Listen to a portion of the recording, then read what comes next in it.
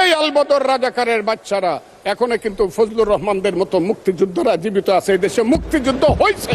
বিরোধী দলের নেতা বলেছেন উনি মুক্তিযোদ্ধা পরিবারের লোক এবং উনি শহীদ পরিবারের লোক এবং উনি জামাত ইসলাম করেন। এটা ডাবল অপরাধ।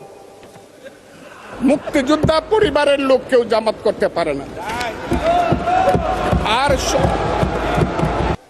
তারা বলেছিল কোন মুক্তিযুদ্ধ হয় নাই, 47-এর যুদ্ধ হয়েছে, আর 24-এর যুদ্ধ হয়েছে, আর 71-এ গন্ডগোল হয়েছে। সেই দিন মুক্তিযোদ্ধা হিসাবে আমি বলেছিলাম, আমি বলতে পারবো কিনা কথাটা আপনি, এই আলবদর রাজাকারের বাচ্চারা এখনো কিন্তু ফজলুর রহমানদের মতো মুক্তিযোদ্ধারা জীবিত আছে। এই দেশে মুক্তিযুদ্ধ হয়েছে। মুক্তিযুদ্ধ সত্য, 30 লক্ষ লোক জীবন দিয়েছে, এটাও সত্য। এই যুদ্ধের মধ্য দিয়েই আমরা সেদিন তাদের সঙ্গে যুদ্ধ করেছি। আমার বাড়ির সামনে মব হয়েছে আমাকে হত্যা করার জন্য। সেদিন আমি আজকের পুলিশকে ধন্যবাদ দিব, আজকের মিলিটারিকে ধন্যবাদ দিব। 10 মিনিটের মধ্যে আমার বাড়ির সামনে তার আগে উপস্থিত হয়েছে আমাকে বাঁচানোর জন্য। অনেক চক্রান্তের মধ্য দিয়ে ইলেকশন হয়েছে। সেই ইলেকশনে তারা কি করেছে, আজকে যারা আমার ডান দিকে বসে আছে তারা কি করেছে, একদিন তো আমরা ভাই ছিলাম নাকি?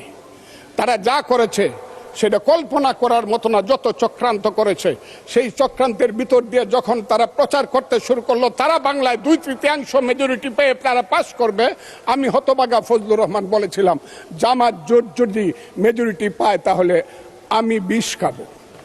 এই কথাটা আমি বলেছিলাম, আমি বিষ খাবো। হ্যাঁ, কথাটা সত্য, আমি বলে যাচ্ছি।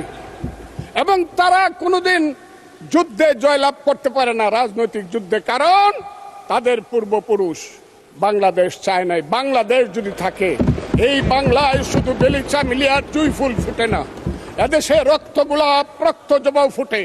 এদেশের জঙ্গলে শুধু কোকিল ডাকে না, এদেশের জঙ্গলে রয়্যাল বেঙ্গল টাইগারও থাকে। যতদিন রয়্যাল বেঙ্গল টাইগার থাকবে, মুক্তিযোদ্ধা জিতবে, রাজাকার কোনোদিন এদেশে জয় লাভ করতে পারবে না।